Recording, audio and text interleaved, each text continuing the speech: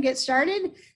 So I got a bunch of questions. I didn't actually number how many questions you all sent me, but I think it's upwards of 30. Wow, that's a lot. So I'm not going to be able to get to all 30 of them, but some of them were duplicates, so I squished those together, or very similar. And then I will try and answer these. So I want to answer them in as much detail as I can for you all. And so I will try and answer these via email, or somehow get some answers to you guys, either individually on your own individual questions, or put it out as a group thing to all of you. So thanks for your questions. I appreciate it, because it has been 25 years since I was at my first dog show. And so going from, what I know now and just what is habit to me, and the questions that you guys have for, just starting in the first couple of years of your agility experience, it's different.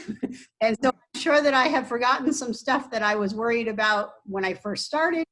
And so it's really nice to have some questions from you guys to give me a little bit more perspective on, this is what I have forgotten is what it's like to be brand new to agility. So I appreciate it.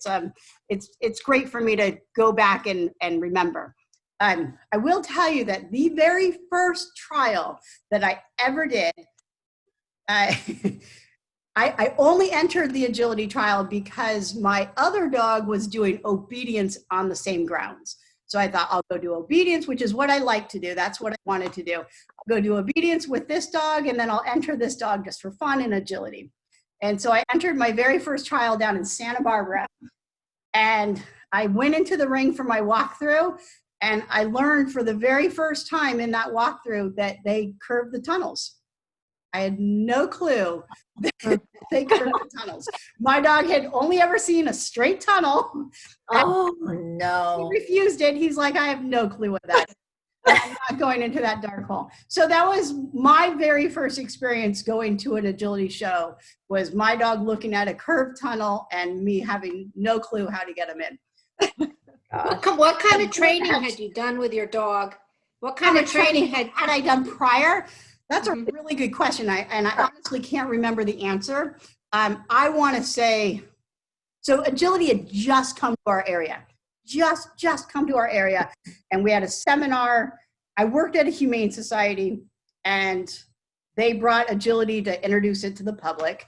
And so I started taking classes from the only other person that was interested in agility from that seminar. We kind of joined forces, and she knew a little bit more than me, but not much.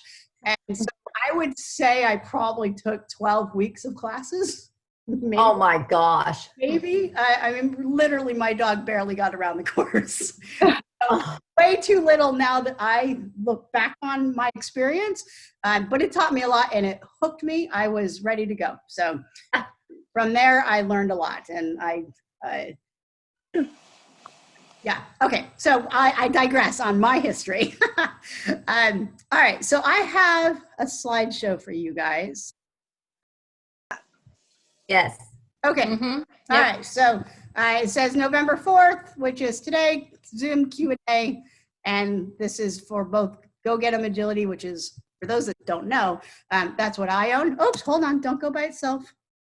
So for those that don't know, I'm Go Get 'em Agility. That is my agility company that I do a little bit of lessons in there, mostly weed pulls in the spring and summer.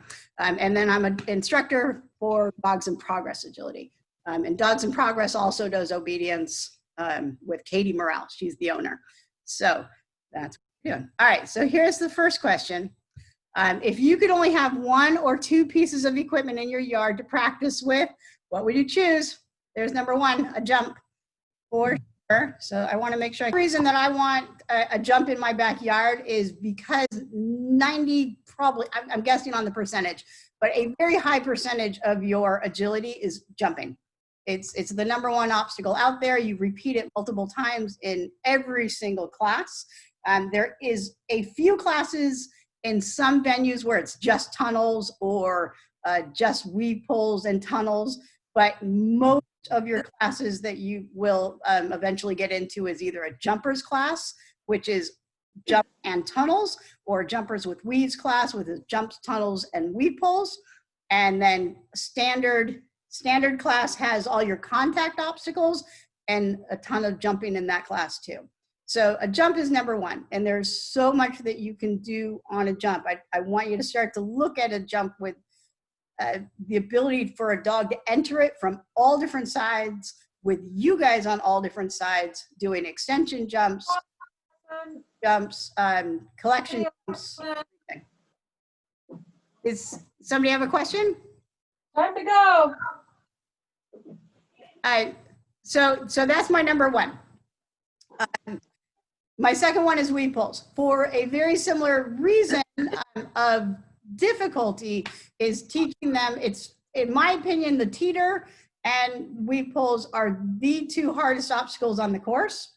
They're the ones that give the owners the most stress, and they're the ones that give the dogs the most stress. So if the dogs are going to decide to check out and go sniff or get stressed, it almost always happens either on the teeter or near the teeter or near the weave pulls. I'm not going on a walk. Okay, so Cindy, I'm gonna mute you, okay? So weave pulls, at least a set of 6, if not a set of 12, because you're going to only be on a set of 6 through one level of class. The novice level is the only level where you have a set of 6. Everything else for the rest of their career is 12. So I would encourage you to, if you're going to spend the money, you might as well spend it on a set of 12 versus one set of 6. So those are my 2 obstacles that I would have in my backyard for sure. So any questions on that? Nope. No? Okay. You guys agree that you would have a jump? Yes. It's usually the first one. And I'll have you know that Emma's choice, so I asked Emma what would we both agreed on jumping number 1. Her second choice was a tunnel. Emma's was a tunnel. So, and her dog has awesome tunnels. She likes to work them. So the next question was techniques for proofing against environmental distractions. Yep. All right. So one of the reasons that dogs get distracted is either for a variety of reasons. Most of it comes down to either type of breed. Your off-leash history with your dog is crucial. If you're unable to walk on a soccer field or a baseball field and unable to keep your dog from one end of the football field to the other end of the football field, you're going to have a hard time in agility, because there's a ton of smells, and if they're not used to being off leash, that's their only off leash experience, they will definitely have a good time going and exploring when they do get off leash. So I encourage you to get your off leash history really, really down pat, so that you can take your dog almost anywhere. It's, you know, safe, to keep within the safety reasons, and work your dog off leash. Rewarding for effort is huge in agility. Sometimes we get glued in on dogs performing correctly, and we forget to take into account that this is hard for them. This is a tough exercise. We're asking them to do agility. They usually don't crawl right out, you know, take me to agility class until they get used to it. And so even just the stress of you guys learning your moves will stress your own dogs. So as your handling improves, their ability to jump and handle the stress of putting multiple obstacles together will help. So reward for short, small efforts versus going for long, big sequences. And that will help proof against environmental distractions. So one of the number 1 reasons that dog trainers,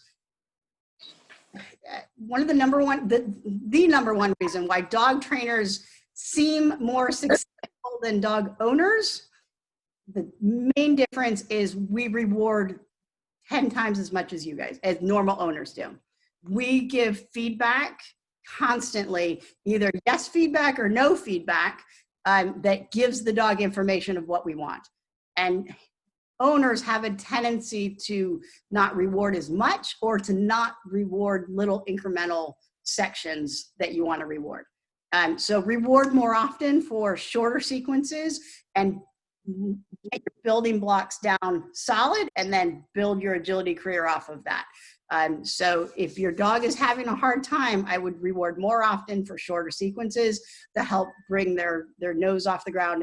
And sniffing is self-reinforcing. So going out and enjoying the environment, unfortunately, is going to go against you, because they just naturally enjoy it. Just like a child would enjoy running down the street with mom chasing, hey, come back here, right? It's the exact same thing. It's a little bit of freedom. And it's an experiment of, can I keep going? And so it's self-reinforcing. And so that is a tough one to play against. But the more off-leash history you have with your dog, the more you become the squirrel, the more successful you're going to be. Okay. And then also, so as you're doing that, as you are rewarding more and more often, and for shorter and shorter sequences, you are building a history. And without that history, then the dog has a hard time. Just like my dog didn't have enough history doing agility to enter his first show and go through a curved tunnel. So you have to build up that history in a patience in order to take it into a trial. So let me see. So that comes down to experience, right? Giving your dog experience, giving them history, and then practice, which it ties into the same thing. So the more practice that you do, the more history they gain, the more experience they gain, the more connection they gain with you, and the more solid they're going to be in their agility career. Any questions on that? All right, I'm going to share the next slide. Let's see if I can do this again. All right, so is it sharing? Mm-hmm. All right, by the way, that's my kid's very, very, very first time in the agility ring with my dog, Tia. Oh, that's great. All right, how to keep your dog engaged with no treats or toys. This comes down to the same scenario that we were just talking about, is get their obstacles solid, practice, and train without treats on you. So it doesn't mean that you stop rewarding them, but the treats aren't visible. You didn't tell them the treats were on you, either by rustling a baggie or pulling them out and saying, here they are, showing them in your hand. They just happen to be on you, and voila, they show up when you're training. Or they're on the floor, they're near a jump, they're on a chair, and you're able to go to the treats, intermittently between obstacles, and grab a treat and reward, come back out, do another obstacle tunnel sequence, go back and reward. So rewarding with the treats off of you, they're not in your hand, and then just building up that endurance, building up their ability to handle multiple jumps and obstacles in a sequence until you're up to 18, 20, 22 obstacles in a row, and they can handle doing that entire thing, getting their leash put back on, and then getting their treats. Which leads me to your start line and your finish line rituals. When I finish with my dog, the end result of his training, whether it be at where I go to train or at a trial, is his leash goes back on, and I feed him from the moment his leash goes back on, or soon after we get out of the ring, and I feed him all the way back up to the car, or all the way up to his crate. So he is getting fed and rewarded, and I'm paying attention to him and telling him how awesome he was, even if it was horrible. Telling him how awesome he was for trying and working with me and jumping with me, and building up that you can do all these obstacles and this is what I'm going to give you to say thanks. So I go out of my way to not talk to anybody. I actually might seem a little bit kind of standoffish after I run, because I immediately go to Jinx's treats, and I just sit there. I try and catch my breath, sit there feeding him the whole time, and then I walk him around the building. So I don't, I talk to people if they come up to me, but I don't go and seek people out to ask them how my run went. I pay attention to my dog. So that's been. Do you vary where you give him treats? Because I know that, like, when I was doing Kona, the first trial, they're playing here with me. She kind of figured out where the treat table was when we exited, and she was trying to get to the table. So you just have to teach her how you need to wait. You need to do these obstacles first. It's similar to how we do target training in class, right? It's like, there's the food on the target, and yeah, you're not allowed to have it until you go and do all this stuff. So it's just building up that history. And when they figure out that 18 obstacles equals go back to the treat table, then all of a sudden they're like, okay, I get it. I'll do that. But there's a little bit of confusion in the beginning, right? They're like, no, let's just go to the treat table. So what do you do if they do that, where they say they figured it out and they're like, let's just go to the treat table? How would you alter how you treat them? So first I train them in class that, no, you need to come do this first, and then I'll meet you at the chair. And so if they go without me, it's like, no, it's not, the bar's not open. We need to do this first. And so starting at local, at your house, in your backyard, at class, and teaching them to come work first and then go get the treats, it has to start local before it transfers over to a trial. So it will eventually, but yeah, they get savvy to it, and then they just have to learn that in order to access the treat bags, they need to go do dog agility first. So I have a question about that. So, because I know that's important, especially for Esme to get her excited, but treats while we're doing things, we're stopping and doing that. But then you want us to, when we go put their leash on, assuming I remember to do that, to give her a bunch of treats then, in addition to what we just gave her then. So absolutely. Getting back on leash is just as rewardable as doing a wrap and a slice and weave pulls. So every time we do, like every time it's our turn when we're done, do that every time then? Until you have it well established that, and she's like, yeah, that was awesome. I'm willing to do all that. And then get back on leash. So it's actually a little bit more aimed at a dog that doesn't want to get back on leash. Okay. They don't want to end the game. I see. So they're like driving to go back to the A-frame. I'm looking at you, Lynn. I was going to say, I wouldn't know a dog that does that. Oh, no. So, yeah, there's times when they're wanting to keep the game going and to show them, no, you need to take some water, you need to, go in your crate, and we need to let the next dog go. So rewarding them for getting their leash back on, but so in a stressful environment like a trial, it definitely is my end game. It's how I finish the run out. Yeah, my run equals the treat table at the end. Okay. Always. I'm always prepared to hand him treats. I'll have them stashed wherever I need to stash them, even just a few to get me back to my treat bag. I'll have them stashed at the exit place, wherever. You look around the trials, you will see piles of treats everywhere from different people. Because they forget they're there. I mean, I'm sure I've left a whole bunch of treats. So, can you put them in your pockets? I mean, they don't care if they're on. You cannot have treats on you while at a trial, but in training, absolutely. Okay, but not at a trial. Okay. Not at a trial. You can't have anything on you or in your pockets.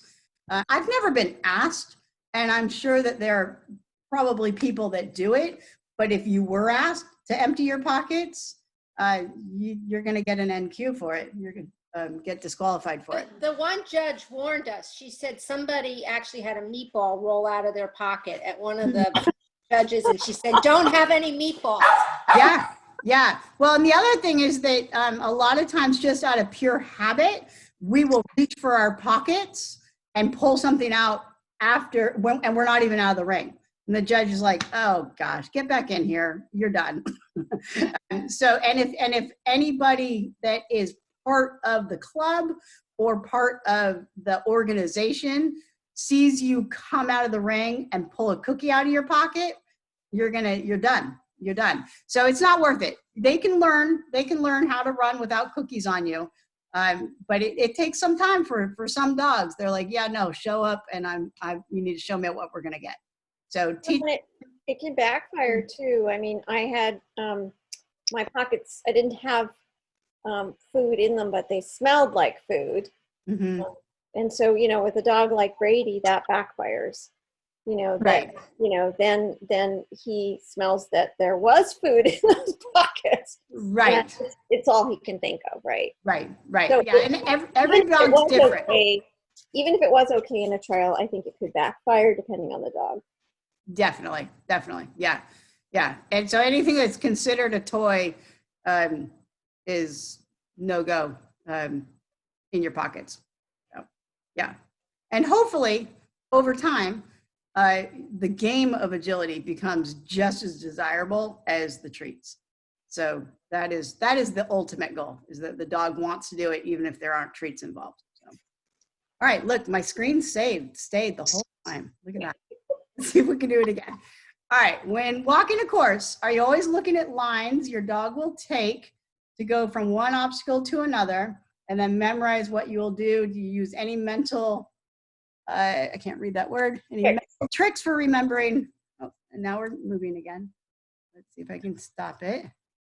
Right there. Okay, stop. No, go back.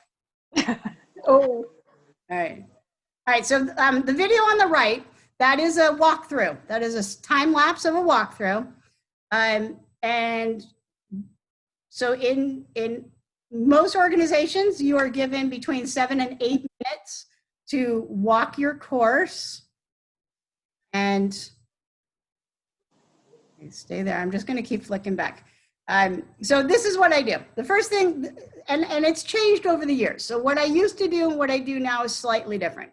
So what I used to do is I would get the course and I would look at it and I would actually draw on it. And I would draw the dog's path, and then I would mark where I wanted to do a front cross or a rear cross or a blind cross. And I would look at potential traps that are on the course. So I would use the map to kind of memorize the course a little bit, but it can change. So don't rely 100% on a course map because it can change. And so then, bigger thing though, is to watch the end of the course build. All right, I'm gonna stop this again. See if I can, oh wait, go down. Okay, let's see if that, oh, come on, go back. All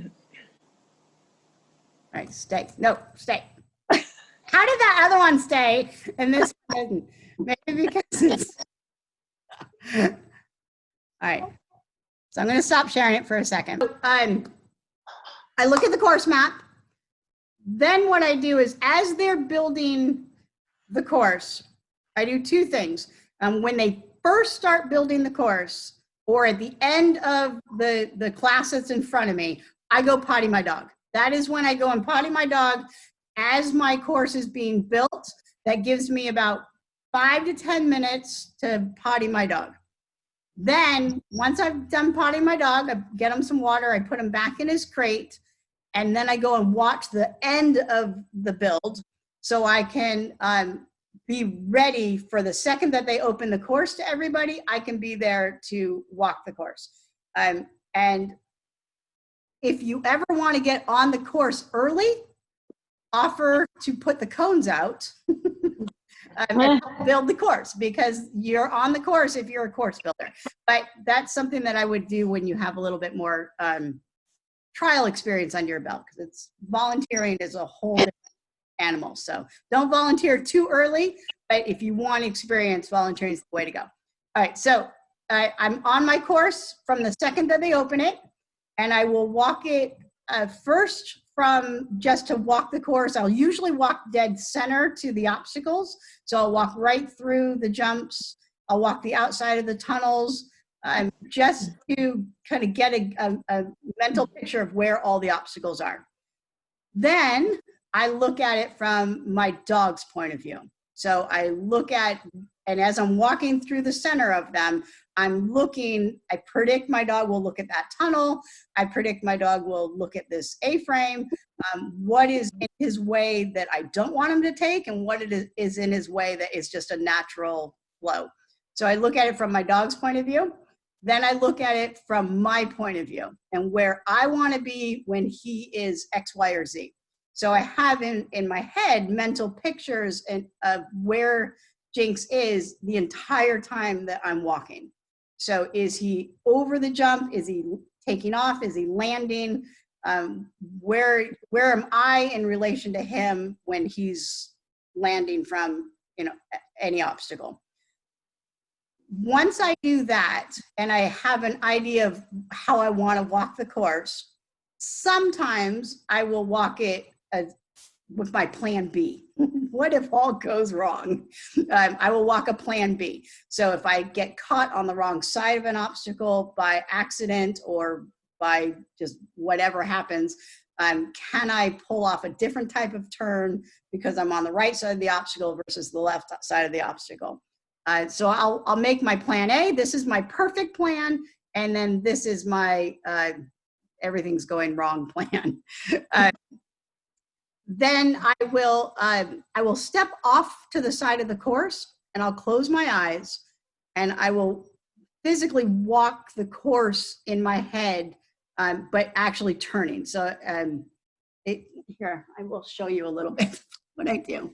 Let's see if you guys can see me. All right, so kind of see me. All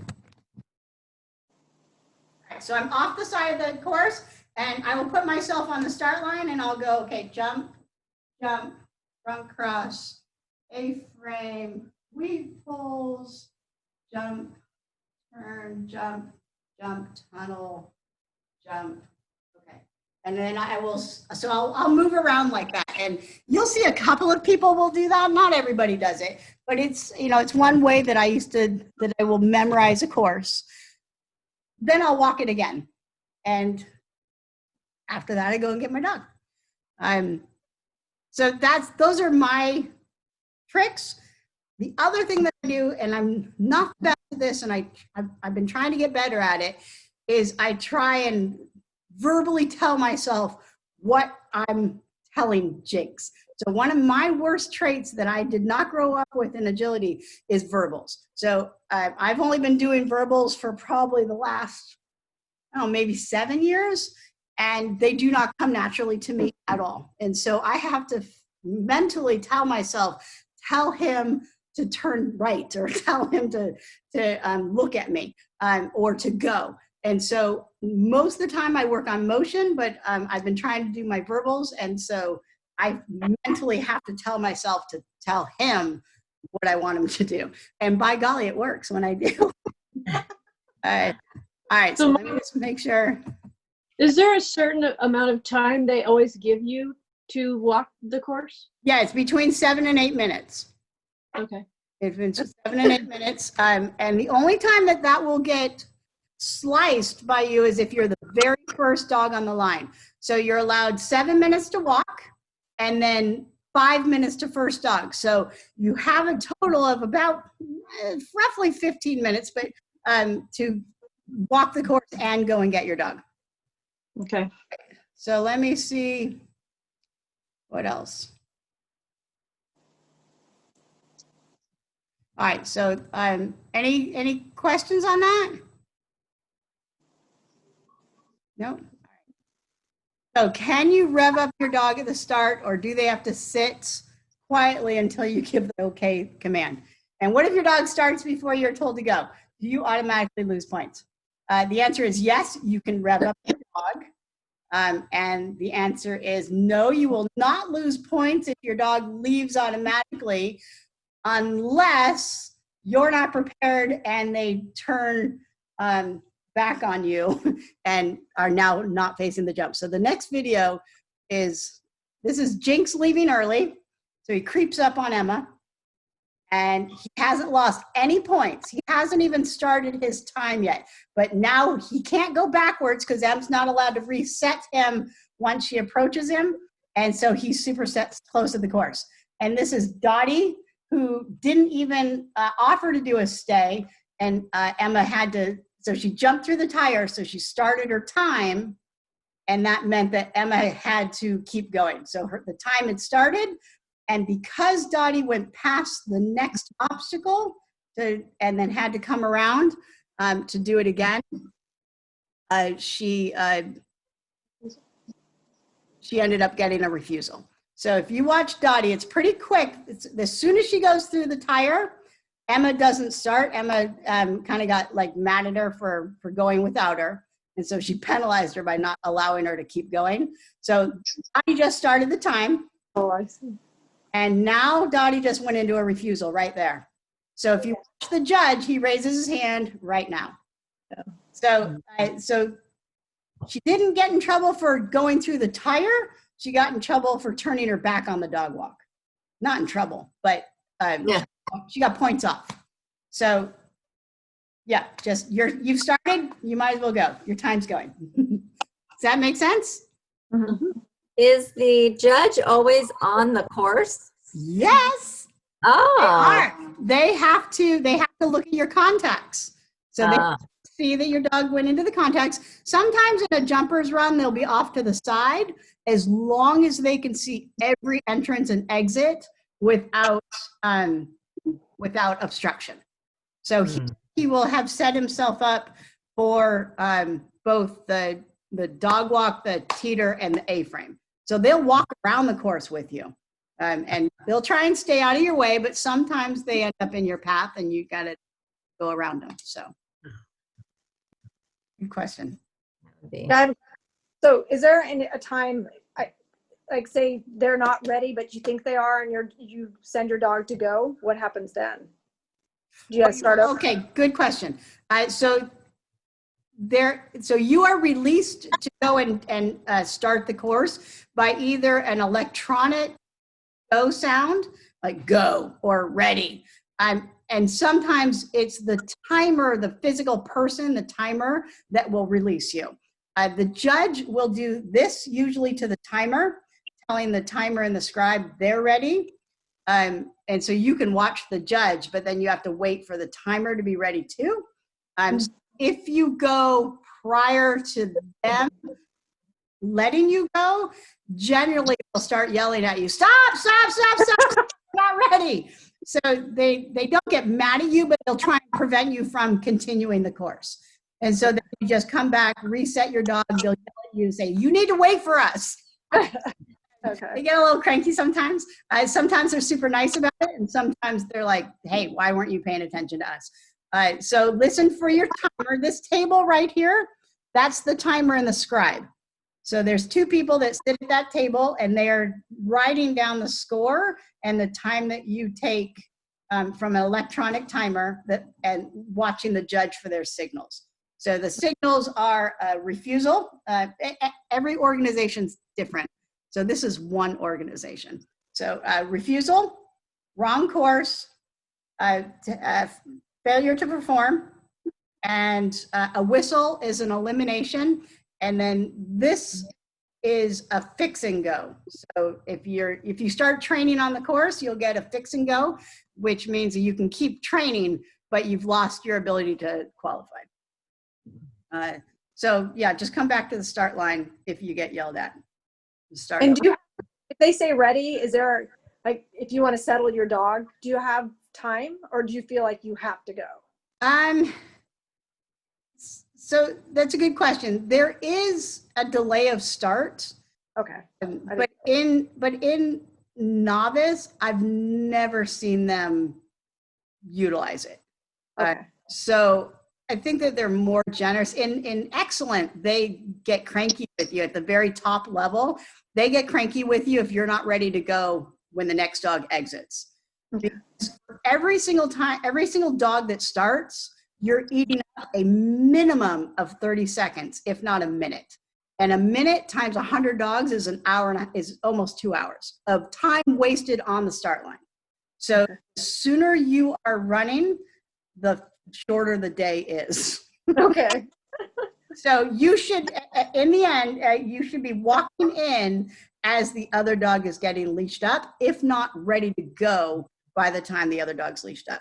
So in novice, they're more generous. They will let you wait until the dog is leashed up because they're not all well controlled. But at the excellent, the top level, the dog is on like the third to last obstacle as you're walking in the door. So you're Yeah, the one judge actually told us in novice to not unleash our dog until the until last dog had been leashed, because Right. some of them aren't, fully trained in that environment. exactly. That changes as you get to the higher levels. Although there are exceptions to that rule, and if there is a dog that will go to your dog, then they will generally tell you, can you wait until I'm leashed before you come in? So, because they'll be right in front of you in line. And so Yeah. turn around to you and they'll say, can you just not come in until I've got my dog back on leash?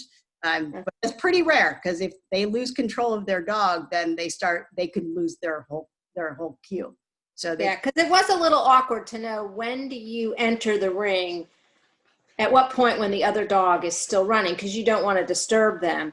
So there was a little confusion as to when you should actually go into the ring with your dog. right. And that will change over time. So the more experience you have and the higher level you go, the more they expect you to come in quickly while a dog is running. And your dog should be trained enough to not run to the dog that just came in. So your dog's on leash. So your dog can get all funny and look at the other dog, as long as when you let them off leash, you don't go flying over there. So you can set your dog up at the start line and not take them off leash, but have them ready to get off leash. And then the second they get their dog on leash, you can take your dog off. So it changes. It changes. But if your dog can handle another dog, then you'll save the judge an hour of time if we all did it. So, Okay. But yeah, novice level, listen to what the judge says, because they'll tell you. And which reminds me, I guess I didn't say this part of your walkthrough. There is a judge's briefing for every class.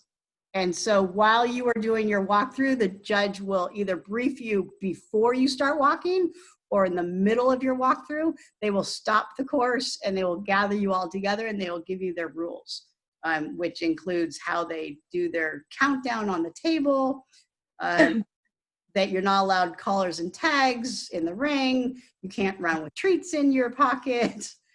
There's a whole bunch of little rules that they tell you. So a judge's briefing is a good thing to attend. And I encourage you to try and attend all of your judge's briefings early on for sure. So, and then at the higher levels, or at different classes, they'll tell you their breakdown of what you need to do to qualify in the class. So you do want to be there if you can. All right. Cueing, verbals versus hand or motion, how to decide what to emphasize.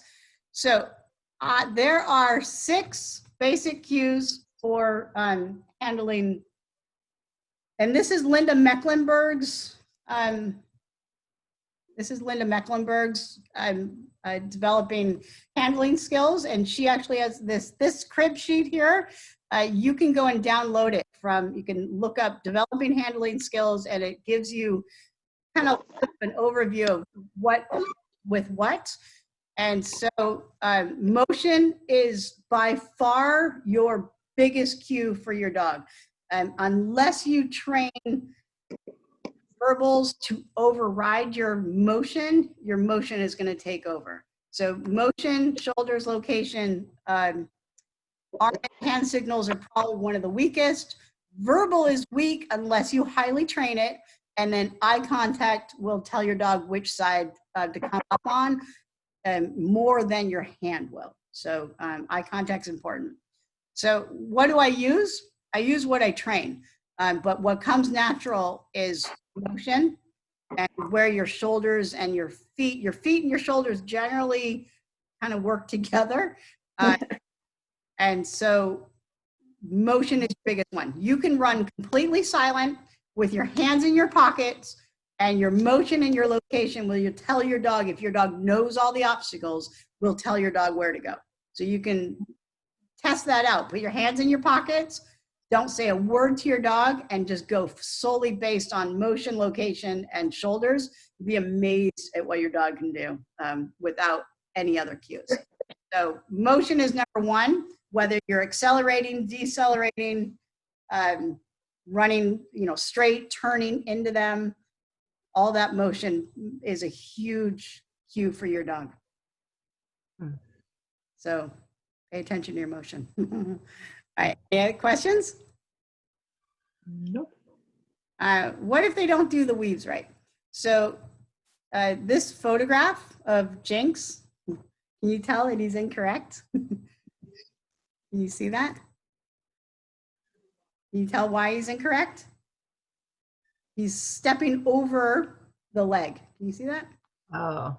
Yeah, so that's how I know he's incorrect. Well, you can also just start from the beginning, but just from this one picture on the bottom right, that definitely is him incorrect. And you can see his whole body's like awkward. Like, Yeah. Feel right. So each organization has their own rules about weave pulls. Most of the novice levels, there's no refusals in the weave pulls, and you're allowed 3 attempts. So you can try to get it right 3 times without any penalty. The only thing that's going wrong with that is you're using up time. So you're eating up time every time you attempt, but there's no other penalty as long as you complete them or as long as your dog completes them. So in novice, try, you've got 3 attempts, go for it without penalty. Once you get out of novice, you are penalized with a refusal in open, but you're allowed 1 refusal in open. The middle level, you're usually allowed 1 refusal. At the top level, you're allowed 0 refusals. And so you can reattempt them, but you're not gonna get any points. So reattempt them, go for it, unless your dog is stressing out.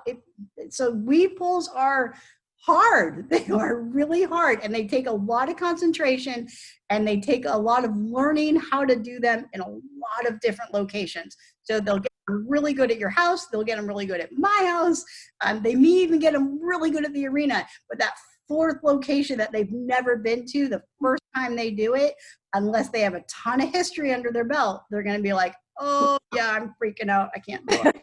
So take your time on them. Give them space to reattempt them. Don't squish them into that entrance, and try and reattempt them as if you were training at home. So exactly how you would try and get them back at home, try and mimic that in the trial. So I have a question. So I sometimes wonder if I've overtrained the weaves. And Okay. so I wonder a little bit, like what the right interval for working on the weaves is, because we've done workshops and done them quite a bit, and they know how to do them, right. And so Right. yeah, I get the piece about it being the new and stressful environment, but I'm kind of wondering, is it something that you should train every day? Is it something you should train a few times a week on your own? I mean, what's That's a good question. And I would venture to say that I would have to start writing down what may be working and what may not be working. So if I do go for a solid week of training, is it getting better? Or is it getting worse? So that would be one thing, is how much am I overtaxing my dog, if I am at all? So always look at their behavior. Is it getting better or getting worse? And there's so many variables. Is it because you're training every day? Is it because you're not training every day? But with that as one piece of it, what I would make sure of is that all my sections of the weave pull are clear to my dog. So are my entrances good? Is my distractions, are they well trained? So my entrances from all different angles, from all different speeds, that's another big one, and adding in distractions, and then going for duration. So learning how to do 6 weave pulls with tons of distractions and tons of hard entrances is one thing, and then piecing that together with your 12 weave pulls is a whole nother animal. So trying to balance both of those together is the trick. And they're going to get them wrong. I mean, the question is do they recover, and what is the percentage of them getting wrong in practice versus them getting wrong in competition? So if your practicing is going really well, then it might be just a stress-induced problem at a trial, and they just haven't perfected it. And they will eventually, if you continue with the history of weaves and just keep showing them, what you like and rewarding them. So going back to just, not always rewarding directly after the weave pulls, but weave pulls plus a jump equals reward, or weave pulls plus a tunnel equals reward. And then every once in a while, just the weave pulls themselves. So I would start to categorize it or catalog it, I guess, and try and pinpoint what is it that they're doing wrong. Why are they popping out? Can I target what is it that's causing? Because you have done a ton of training, so they do know them. So where's what rung of the ladder is missing? Mm-hmm. To try and figure out if I could. So I personally would have to write it down. Okay. Write down what I'm doing and when it's going wrong, and then going for short sessions and rewarding when it's right. Yeah. Did that answer your question? Yeah. All right. Any other questions? I can't remember how many slides I have. I think we're coming to the end. If your dog goes off course, is that the end, or can you finish the course? You can finish the course. So the only time that you cannot finish the course is if your dog potties in the ring, bites you or the handler or the judge. So anything that's really nasty will get you excused. You grabbing your dog, you swearing at your dog will get you excused. But other than that, you can finish the course as long as you have time. So there's standard course time, which leads us to our next, how much time do you have for an AKC trial? You have standard course time, which standard course time is determined by the length of your course. So it changes. So sometimes you have 70 seconds, sometimes you'll have 90 seconds, it depends. So, and you can learn that as when the judge wheels the course and figures out the yardage, they'll write down how much time you get, and they'll post it, I think on they'll post it on one of the boards, so you can go and look at it. But basically, if a buzzer goes off and it's in your ring, you'll hear Right. it. If the buzzer goes off, then that's your cue to leave. And if you don't listen to the buzzer, then the judge will eventually tell you to leave. So Say thank you, and then they say thank you a little louder. yeah, that's right. Thank you. Thank you. You can go. Thank you. Okay, you're done now. Yeah, and every judge is different. So some of them will stop you immediately. Some will let you wander out. But if you keep doing obstacles as you leave, then you'll get an even stronger thank you. Go on, because now you're wasting their time. So, but it's roughly, standard course time is generally around 2 minutes. Give you an idea. We've had a fair number of thank yous. Yeah. It is. Emma got thank you a couple weeks ago, and I told her, "You're done." I'm really mad at me. Like, oh, sorry, I didn't know you heard him. All right. So, is there a standard number of obstacles? There is for each class. Yes, they have between 12 and 14, or 14 and 16, or 18 and 20, I can't remember. But the novice has like up to 14. Open, the middle level has, I think, up to 16 or 18. And then the excellent, I think it can be as high as 22. Could even be 24. I don't know. 21 obstacles basically puts me on my back. I'm like, I'm done. So that's a long course. And can there be a course with all jumps, one tunnel, and no contacts? Yes. So these are two different courses that are on your screen. The top one is a standard course that has your the long thin line in the middle. That is the dog walk. And the one on the bottom is a jumpers course. So there's not even any weaves in it. So it's jumps and tunnels. And then there's all sorts of different classes out there. There's a game that's based on snooker, pool. You guys know snooker, pool? You can only hit the red balls in. No. There's a game called snooker. And there's tunnelers, there's hoopers, there's weavers, touch and go. Fast is a game, a points game. Time to beat is the fastest dog on the course. Yeah, there's a bunch of different classes. The main two are standard and jumpers, or jumpers with weaves. So those are the two main ones that are offered every single trial. The other ones can be offered intermittently. We need A-frames. Lynn and I need one with just A-frames. Just A-frames, touch and go. So NADAC does a course called Touch and Go, and you go That's back and forth over contact obstacles over and over and over again. Yeah. So there is jumps with tunnels in between. I think it's tunnels. That'd be fun. I think it's tunnels. Anyway, NADAC has some fun classes that are different, totally different from AKC and USDA. All right. What do you do if my dog goes after the cones? Okay, well, there's not Haley right there, right? And you tell him to drop it and you go on. Yeah, there's no penalty for picking cones. Oh, good. Most of the time when they are picking up cones, they're stopping to do it, which means they're usually in a refusal of some sort. So as long as you can get them back to you, there's not a penalty. I don't know, and I did look this up and I did not find anything about it. I don't know if they can keep jumping with it in their mouth. Because that would then be considered a toy. Yeah. And so I would imagine that if you allowed them to carry it and keep running, you would probably get penalized.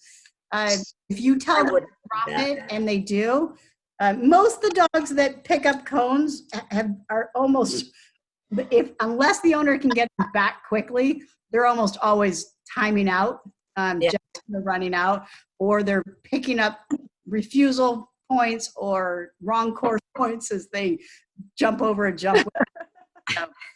But yeah, generally you're not in much trouble if they pick it up, but I would teach a drop it so that you can. So yeah. And you'll find, you'll see that there are some broken cones out on the course sometimes, specifically because of dogs like that. This is Luca. Luca is a cone picker-upper. And they've tried a couple of different things to help with this, and so far nothing's worked that I've seen. All right. Strategies for building comfort, confidence in a nervous dog. So this is my ball of confidence. So when we see if we can get this to stop, it might go on to the next slide.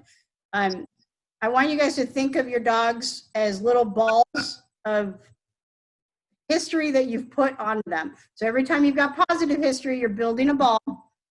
And every time, go back. Oh, it's going to go on to my next one. Okay. So anyway, oh, yeah. Okay, stay. You have a ball of confidence, and you're putting, every time you have something positive happen to your nervous little dog, you're putting positive history on that ball, and you're building that ball bigger and bigger and bigger. One yucky scenario takes a big chunk out of that ball, and it will take a lot of little pieces of positive to repair it. So we want to build that ball up as big as we can so that when it does get a chunk taken out, it doesn't affect them as deeply. They're not as traumatized by whatever yuck happened to them because they've had so much history of good things that have happened with it. So I'll tell you a story of Millie. This is Emma's little Sheltie, who was about 8 years old, and had at that time almost 7 years of agility from training all the way up to competing, 7 years of experience of doing agility. So, and she loves agility. And she flipped off the dog walk at about 7 years of age. So we think that she hit a mat under here and her back leg hit the mat and it flipped her right off the dog walk. Oh, God. She stood up, she shook herself off and she said, "Where's that dog walk?"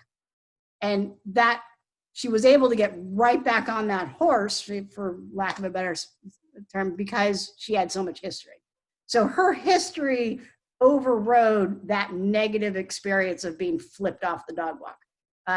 So that's what you want to build. You want to build that buffer up. You want to build them up with so much positive, yummy stuff happening in agility that if and when something yucky does happen, they can bounce back from it and not be traumatized by it. So keep your interactions positive, and as much as you can, your negative interactions minimal, especially early on if you can. And if you do have a problem going on right now, so you've got a nervous dog or a scared dog, you need to find what we call the best of the junk. So if you've got a behavior that you're not thrilled with, you need to find the best of that behavior and reward it and build up slowly from there so that they start to go, okay, this isn't so bad. If you're expecting your nervous or upset dog to perform an A-frame and they can barely even handle just doing a jump, then you're not finding the best of the junk. You're asking for too much from them, and you need to step it back, look for the little tiny bits of joy that they're enjoying and reward the poop out of that, and then build from there, okay? And emotional behavior is slow. So obedience, I look at it like this. So this is obedience. You start here with not knowing anything, and you teach them sit, and they go, oh, got it. So this emotional, or this not emotional, the opposite of emotional, objective, sit down, stand, stay, obedience style behaviors where we teach them how to do it and they go, I got it. It's very fast climbing. Okay. So it's like going straight up a mountain and they've got it, they understand it, and they're good. And the opposite is true for emotions. So emotions is a very long road. And then they go, okay, I've got it. I can do that. So you have to be ready. So this is, I don't get it, I got it, versus I don't get it, I don't want to do it, I just, okay, maybe I'll do it, all right, I'll do it. So you have to build up that positive history, that long road. And emotional behaviors, whether it be aggression or fear, much longer to establish a positive history on than sit down, stay, come, all of our obedience. Okay, so take your time with any emotional behavior and look for the best of the junk that they're giving you and reward it. Focus on the joy. And like I said at the very beginning of this, the number one difference between a trainer and an owner is how much we reward. We reward 10 times on you. And we reward good stuff. So, but for my own dog who has a huge history in agility now, I can train him with kibble. I can train him with his dinner. I could probably train him with cardboard. He has so much history that he doesn't need to be rewarded as much as he did when he was 2 years old. So when he was 2 years old, I was pulling out some steak and using that. And the last thing is do you guys know what a poker towel is? Mm-hmm. Poker towel is how poker people will wear sunglasses. Oh, Some will even wear a mask. It's so they don't show their emotions. And people who learn how to read other poker players really, really well They learn to read their tells, that they're either lying or that they've got a great hand. They are better poker players than the poker player that's got the flush, because they know when their opponent is lying or has something to hide. You guys need to learn your dog's tells. When they show you that they're scared, you need to notice it. When they show you that they're worried or that they have to go to the bathroom, I mean, learn their tells. If they're not taking an obstacle and you're like, I don't get it, they normally have no problem with this. Maybe they have to go to the bathroom. Maybe they need water. Maybe they're super tired, or maybe there's just something going on in their gut that isn't right. So learn your dog's behavior. Learn what they tell you every day, what's normal, and then figure out when it's not normal. Because dogs don't lie. They don't try and hide their illnesses. They don't try and hide their fears. And they don't try and hide their aggression. So they will tell you when they're uncomfortable. It's just sometimes they're subtle about it. They're very, very subtle about it. And so you have to read that tail wag, that ear set, the eye. Are they looking at you? Are they not looking at you? Learn their tells. Learn your dog's body language and figure out, is it something that I can work with and bring them with me? Or do I need to stop right here, figure out that they need to go potty, fix the potty, and then come back and do what I want to do? So learn your dog's tells. Does that make sense? Mhm. I showed that to Emma and she went, what are you talking about, Mom? I'm like, you don't know what is, Emma? Come on. All right, that is it. Oh my gosh, what time is it? Did I go over? Oh, I think you just missed it. Oh no, I barely went over. 8 minutes. All right, so let me stop sharing that. All right, so I didn't get to all of your questions. I will definitely try to. Do you have any that you want me to address right now that you guys remember you wrote?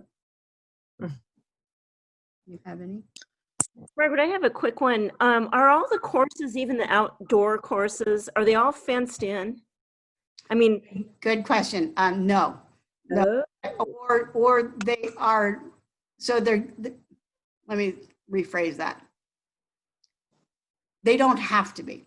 So clubs do, because it's becoming a safety issue. Yeah. But it used to be just tape. So it would be, like tape like that, just running across. But dogs are getting attacked. And so they started putting up sheep fencing or snow fencing. And so the dogs, especially a dog like Archie, a small dog, they may be able to get through them. I've seen a German Shepherd pop right through one. He just broke it. Running at speed, didn't even see the fence and went right through it. So you don't want to rely on fences, but in general, they're there, but they cannot be there. International, they're not there. Sometimes they are, but you'll see runs where kids can stick their feet underneath the fence, and it's like a parking barrier. You know what I mean? Like for lines and a concert or something. They're big parking barriers, that they can move in and out. So they just rent them and bring them in. Around here, we have about 7 places that you do shows. And some will use the sheep fencing because they're in like a big horse arena. The 2 main places that we have here, one's up in Mount Vernon, one's down in Auburn. They both have solid sides, and then the center aisle is either tarped off or sheep fenced off, or some sort of fencing that is there, but a dog really wants to get through it, they could. So they can push through it. They can, so they're not solid fences like a backyard. And the one side of the fence is only, I can step over it. So I have to kind of jump to step over it. Kathy could totally step over it. that it's not that tall. It's maybe 3 feet, something like that. So you can step over it. So the dogs can easily jump over it, the big dogs anyway. And they have. So, yeah. And if you've never visited any of the shows, I really encourage you to go. If you do plan on showing, highly encourage you to go. You can take your dog, you can take your dog, but don't tell anybody I told you that, because technically you're not supposed to take your dog if they're not entered. But if you stay discreet and are, not getting in anybody's in trouble with your dog attacking or anything, you let your dog just sit ringside and listen and take it in with a ton of cookies, or go by yourself and just experience the noise, which is kind of different now that COVID is taking over. But one day, hopefully we'll get back to normal, and just the noise itself is totally different than practice. It takes on a whole different feel. So, and the teeters banging in this ring, and the dogs barking in that ring. So And the buzzers going off. You don't and know. the buzzers are going off, and drills are going because they're resetting the course. And yeah, it's not quiet. It is not quiet. So Thank you, Margaret. Thank you Thank so you. much. you're welcome. You're No, welcome. this is really great. Thank Great. you. Thank you. You're welcome. All right, you guys have a good night. All right, you too. Bye. Bye. Bye-bye.